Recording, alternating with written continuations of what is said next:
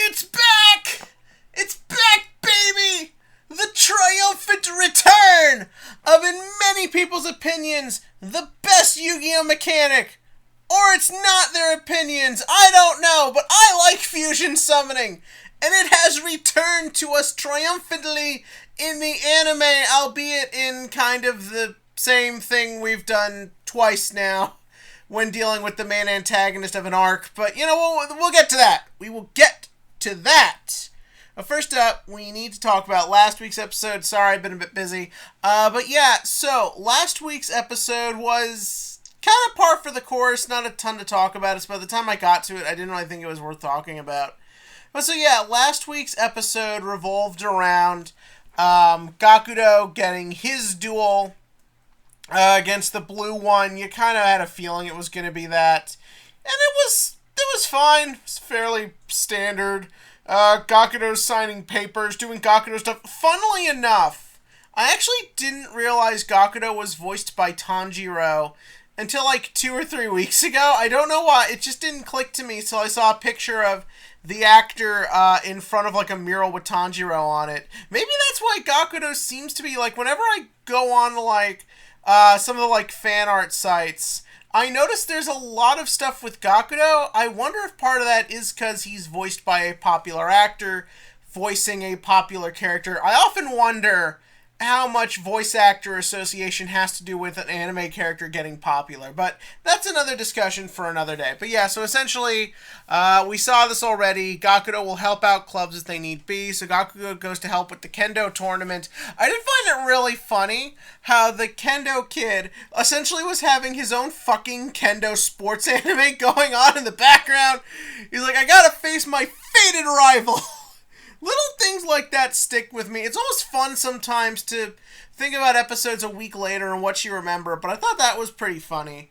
But yeah, it's kind of what you expect. He goes to fight the other guy, and the old lady robot, who was just like a hostess at a restaurant. That scene went fucking nowhere. Like, she's literally like, I was a hostess at a Goha restaurant, and then that's it. They never touch on it again. It is one line, and god damn it, does that make it funny. You see, one thing I love about this show is how everything feeds into each other, how there's always plot, there's always character development, there's always something going on you need to pay attention to. And while the restaurant thing might come up later, there's just something kind of funny that they threw this weird out of left field thing in there, and then it just kind of sat there. Like, we're not going to address this. You will sit here and just think about the weirdness of that statement. Why, fuck you. That's kind of funny. The little weird rivalry with Roman I thought was funny. I guess that's the idea, like, she's an old lady and Roman's a little punk rock kid. So, therefore, they clash. I guess that's what that was. Duel itself is fine. This weird sort of, like, defensive setting match stuff. It's pretty convoluted and not all that fun. The only thing I like is I kind of like the idea at the end there, where if you remember Gakuto's final duel at Season 1, it was when he tried to reinvent himself against Nail, with the ultimate lesson being that you're fine just the way you are. But here, what we found was kind of evolving and sticking to his same old-fashioned strategy actually screwed him over, because remember, this kid just kept saying, I remember everything. I know all your duels, all your strategies, everything you think of, I can think of quicker. So it's sort of interesting to see where that's going to go for Gakuto. Like, now he's kind of gotten, like, two conflicting messages. What's he going to do? And I'm genuinely curious to see where that goes. Like, how does he kind of come out at the other end? And it is really nice that this is a Yu-Gi-Oh! Where I genuinely believe that will go somewhere, and I'll love to watch seeing it. So yeah, you just kind of then naturally Gakuto loses, so they're 2-2. Naturally, the two more marketed characters won, and the two who didn't lost. I do like that it wasn't a complete blowout this time around. Like, I think it was the Nail one where they literally just kept winning right until the end there, where it all went wrong. And with Asuna, okay, that really wasn't structured like a tournament, but it was kind of similar in that respect.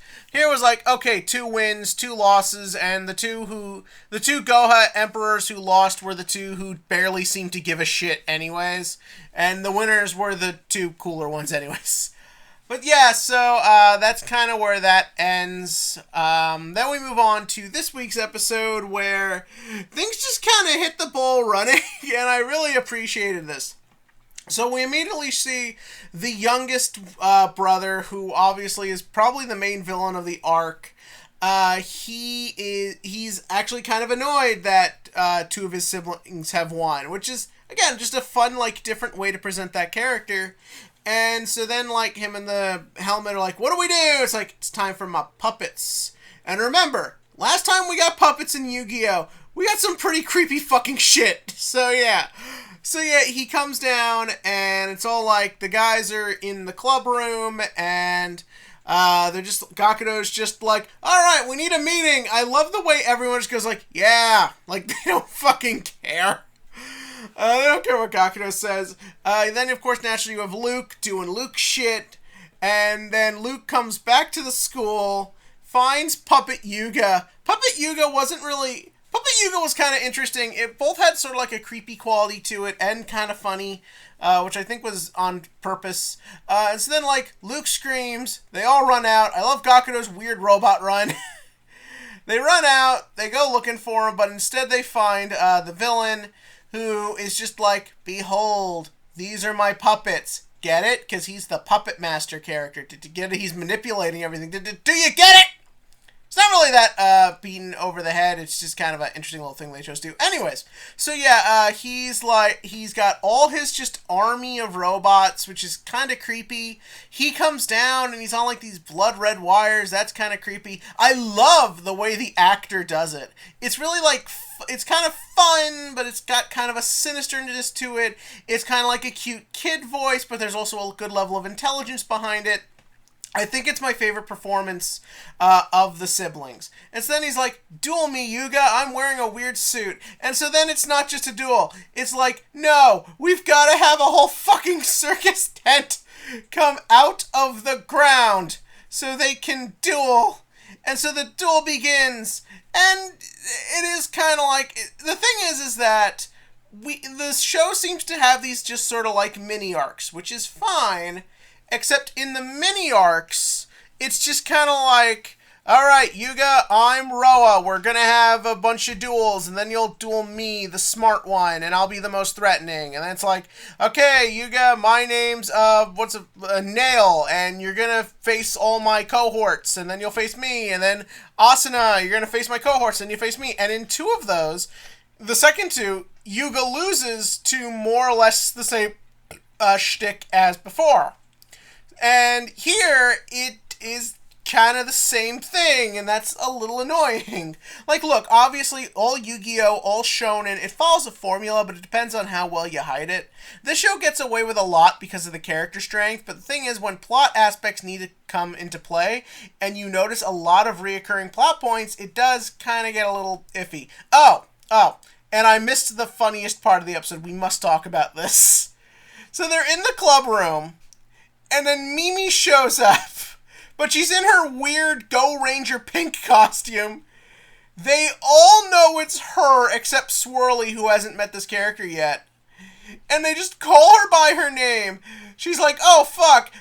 But because they don't want to hurt her feelings, or they just want to keep her happy with her weird shtick, they just go along with it. And you must notice these things to follow what's happening. Again, remember the last Yu-Gi-Oh! We sat through 100 episodes of no one knowing who anyone fucking was and never connecting with that? I get more character growth in this show from like a 30-second gag when they talk to a fucking Power Ranger. But yeah, so that was really good. So then the duel happens, and like I said, it's just kind of standard fare for what we've been seeing. Yuga sets up a big board. They're like, oh, nothing can beat this board. Oh, then the board gets broken through kind of dumb effects that don't really feel like a good waste of your deck potential.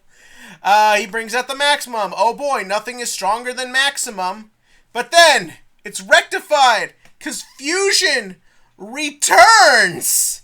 Now, I kind of always felt like eventually we'd get extra deck stuff. I believe there is an extra deck spot on the playmat for Rush Duels. So I kind of always had a feeling we'd get there. And you think about it, this is kind of what the last one did, what they did with Vrains. We just got a season of links. We just got a season dedicated to the new mechanic and having fun with it. And here, we kind of did the same thing. You get a year with rush duels, you get a big focus on maximum. And so therefore, it makes sense, now that we're kind of into the ease of things, for us to start getting the stuff we want back. If anything, I thought it would have made more sense to start off with Ritual, since, let's be real here, Ritual is the shittiest mechanic in Yu-Gi-Oh! Y'all know it's true. Look at what they have to do to make Ritual good. Yeah, so I kind of thought you would have started there just so Ritual can have some real time in the shine. Because if you're starting off with Fusion, you're already setting Ritual up for failure because Fusion is a much more popular mechanic. Yeah, if anything, I thought they would have done Contact Fusion just to sort of keep on the theme of mass summoning, but yeah, this is what they've chosen to do. And I like the fact that there's kind of a fun lore reason for why it's the new Cyborg type. We don't need any more types. They fucking covered everything. I've got that template Simo made for making your famous monsters of types. I forgot half these fucking types existed. But yeah, no, so they did a thing with the types, and what I like is that this is literally, because a cyborg is, man and machine, this is literally a machine fused with a warrior. I think it's a fun lore idea, I think it's a fun new way to introduce the mechanic, and I'm really interested to see where it goes from here, because it looks like the puppets are kind of a big deal, and I want to fucking see that as we continue to prove Revolver was right. But yeah, this was these 2 episodes of Yu-Gi-Oh! 7s, I wouldn't say they're bad, it's just that kind of the formulaic nature of everything, I think is just kind of starting to show a bit, and I'm sort of hoping this is the end of it, and we can start going into some more fun directions, which, considering there's an army of robots, I'm sort of hoping is what's about to happen. So you give me your thoughts about that. Also, interesting that Yuga looked so much more fucking shocked about Fusion than, than when the Maximums showed up. You'd think Maximum is where he really would have gotten pissed and shocked, but he was more interested to see how he could work with it. But the idea of Fusion seems to just really get to him. I don't know if it's because the stakes are so much higher with the robot. Also, that scene was kind of bad because the CG on the robot, while good because of how much detail they work in, is kind of bad, so I couldn't really see what the arm was doing. But yeah, no, I like that idea that this is maybe where it kind of pushes Yuga, or maybe he's piecing together that this guy has been manipulating everything, or it was just an interesting way to end the episode from Yuga's perspective. Will we see Synchro and Xyz? Well, I think it's a little less cut and dry than last time. I do think realistically, yes, we will get to them.